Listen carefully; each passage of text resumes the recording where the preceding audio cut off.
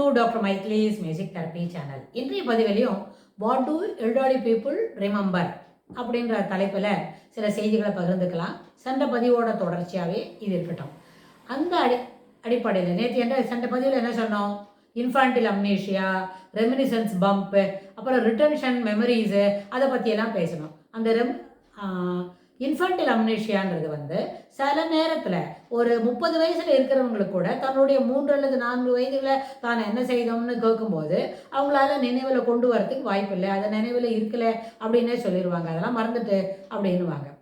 அதுக்கு என்ன காரணம்னு கேட்டால், they don't want to get back to their அந்த ரீகாலிங் எபிலிட்டி மற்றும் குறைஞ்சிரும். சிலதெல்லாம் நார்மல் கோர்ஸ் ஆஃப் ஃபர்கெட்டிங்னு ஒன்று உண்டு. எல்லாருக்குமே சில செய்திகள், சில விஷயங்கள், சில கசப்பான நினைவுகளாக இருந்தாலும், இனிமையான நினைவுகளாக இருந்தாலும், சிலதெல்லாம் நம்ம என்ன பண்ணுறோம், மறந்து தான் போகிறது. அது இறைவன் கொடுத்த வரம். நினைவு எல்லாத்தையுமே நினைவில் வச்சுட்டா we are unable to move further அப்படின்னு ஆயிரும். அங்கங்கே பெரிய பெரிய பிளாக் வந்துடும். அதனால் அந்த இன்ஃபான்டில் அம்னீஷியா எவ்வளோ சாதாரணமாக இருக்கிறதுன்னு சொன்னால், அது நிறைய பேருக்கு அதில் we are having that. ஆனால் அந்த ரெமினிசன்ஸ் பம்ப்ன்றது சில நேரத்தில் ஒரு 15லேருந்து 25 வயசு வரைக்கும் இருக்கிற நினைவுகள் மட்டும் அடிக்கடி ஃப்ளாஷ்பேக் மாதிரி வந்துட்டு போகும். அதுக்கு என்ன காரணம்? அதில் நடக்கிற சில இனிமையான நினைவுகளாக இருக்கும். சில நேரத்தில் கசப்பான உண்மைகளாக இருந்தாலும் அது because we are thinking about it often. We are coming back to the normality, coming back to the real picture. அப்போ என்ன நடந்ததுன்னு யோசித்து பார்த்துக்கிறதுனால திருப்பி அந்த நியூரல் நெட்வொர்க்கை ஓப்பன் பண்ணி அந்த நெட்வொர்க்கில் இருக்கிற எல்லாத்தையும் பார்க்கும்பொழுது அது நினைவில் கொண்டு வருவதற்கு வாய்ப்புகள் அதிகமாக இருக்கிறது. அந்த வாய்ப்பு இருக்கிறதுனால அந்த பம்ப் இருக்கே, ரெமினிசன்ஸ் பம்ப்பு, விட்டு போனது பழைய நினைவுகள் அடிக்கடி மேலுக்கு நினைவில் வரும். ஒரு 60 வயசில் இருக்கும்பொழுது கூட அவங்களுக்கு அந்த நினைவுகள் வரதுக்கு வாய்ப்பு இல்லை. ஆனால் 70 வயசை தாண்டிட்டாங்கன்னு சொன்னால் பழசு எல்லாம் ஒன்றா நினைவு வரும்.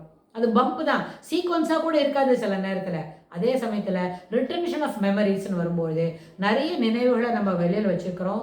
அந்த நினைவுகள் அத்தனையுமே வெளியில் கொண்டு நம்ம பார்க்கணும்னு நினைக்கிறோம். அதில் எப்படியெல்லாம் இருக்கணும்னு கேட்டால், நம்ம ஒரு நல்ல புத்தகங்கள் வாசித்தோம், அதில் இருக்கிற சிறப்பான கருத்துக்கள், சில நேரத்தில் பெரிய லெக்சர் கொடுத்தோம், அந்த நிகழ்ச்சியில் கிடைச்ச அப்லோட்ஸு, அப்புறம் ஒரு முக்கியமான ஒரு போட்டியில் பங்கு பற்றினோம், அதுக்கு நம்மளுக்கு கிடைச்ச ஒரு ரிவார்டு, இல்லாட்டி போனால் கிடைக்கிற ஒரு குரூப் பார்ட்டிசிபேஷனில் இருந்தது, ஒரு ட்ராமாவில் நடித்தோம், அந்த நிகழ்ச்சியோட ஒரு கருத்து, அதுபோல் சில முக்கியமான நிகழ்வுகள் எல்லாம் அடிக்கடி அந்த ரிட்டன்ஷன் ஆஃப் மெமரிஸ் இருக்கே அதில் வரும். ஆனால் இப்போ நம்ம என்ன பண்ணுறோன்னு, எதை பற்றி பேசலாம்னு கேட்டால், நினைவில் கொண்டு இருக்கக்கூடிய செய்திகளை மட்டும்தான் பற்றி பேசுகிறோம். ஆனால் ஏன் மறந்து போகிறோம் அப்படின்றத பற்றி நம்ம இப்போ கேட்கவே இல்லை.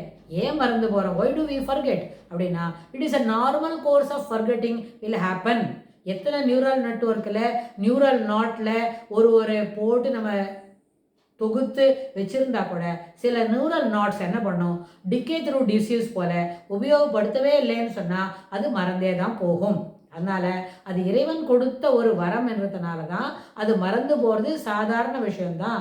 அது ஏற்புடையது மட்டுமே அப்படின்னு சொல்லி நம்ம ரிட்டன்ஷன் ஆஃப் மெமரிஸ், நினைவில் கொண்டுள்ள செய்திகளோட சிறப்புகளை மட்டும் பார்க்கணும்னு சொன்னால், ஒரு இனிமையான புத்தகங்கள் படித்தது, ஒரு குழுவில் பங்கு பற்றி தனக்கு கிடைத்த ஒரு வெகுமதி, பரிசு, அதை பற்றியெல்லாம் அடிக்கடி அவங்க நினைவு கொண்டு வருவாங்க. இது ஒரு சிறப்பான செய்தியாக இருக்கும். இதுக்கு தொடர்புடைய செய்திகளை நம்ம வரப்போகிற பகுதிகளிலும் பார்க்கலாம். தேங்க்ஸ் ஃபார் வாட்சிங்.